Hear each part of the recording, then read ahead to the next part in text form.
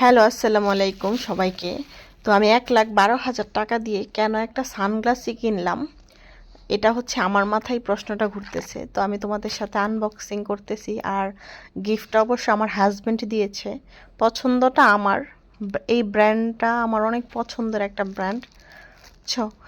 আর এই ভিডিওটা করার মূল একটা উদ্দেশ্য হচ্ছে কিছু মানুষের মানে এত চুলকানি, সেই জন্য আর কি।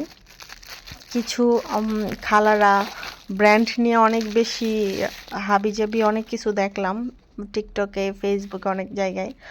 তো মোটামুটি অনেকেই ব্র্যান্ডেড ড্রেস আপ জিনিসপত্র সবাই সব কিছু পরে, আমিও পরি। এটা নিয়ে তো শো অফ কইরা দেখানো, এটা কারা করে জানো?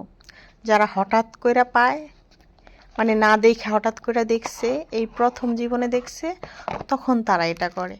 আর যারা নর্মালি রেগুলার পরে, বা ধরো আমি যখন 2016 সাল থেকে মেবি, মানে আমি ব্র্যান্ড সম্পর্কে আমার একটু আগ্রহ বেশি জাগে, হ্যাঁ। তারপরে থেকেই আমি অনেক কিছু পরি, ধরো জুতা, ব্যাগ, ড্রেস আমার একটু কম পরা হয়, তবে জুতা আর ব্যাগ, ঘড়ি, এগুলো আমার একটু বেশি ইউজ করা হয়। আর এই যে সানগ্লাসটা দেখতেছো, আমার আগেও কিছু সানগ্লাস ছিল, তবে মানে আগে এরকম স্যাসরা পাবলিক দেখি নাই। যদি জানতাম তাহলে আমি আগেরগুলো ভিডিও করে রাখতাম। আর আমেরিকার কিছু ব্র্যান্ড, আমি নাম বলতে চাচ্ছি না সবগুলো ব্র্যান্ডেরই। নাম না বলার একটা কারণ আছে, কারণ মানে ভালো ব্র্যান্ড, হাই লেভেলের ব্র্যান্ড আর নর্মাল ব্র্যান্ড, এটা ডিপেন্ড করে যার যার সামর্থ্যের উপরে, তাই না? ব্র্যান্ড একটা ব্র্যান্ডই, তবে আমার কাছে মনে হয় যে যেটা পড়তে কমফোর্ট ফিল করে ওইটাকেই ব্র্যান্ড বলা হয় নিজের কাছে।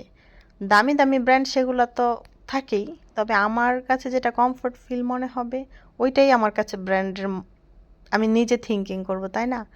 যারা ব্র্যান্ড বিভিন্ন জিনিস পইরা শো অফ করতে চায়, দেখাইতে চায়, আসলে তারা হঠাৎ করে পায়, তো সেই জন্য।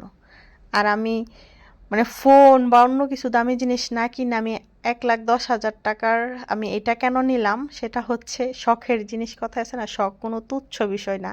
তো আমার কাছে শখ হচ্ছে ইম্পর্ট্যান্ট, হ্যাঁ। কোনটা আগে নিব কোনটা পরে নিব ডাজন্ট ম্যাটার, শখ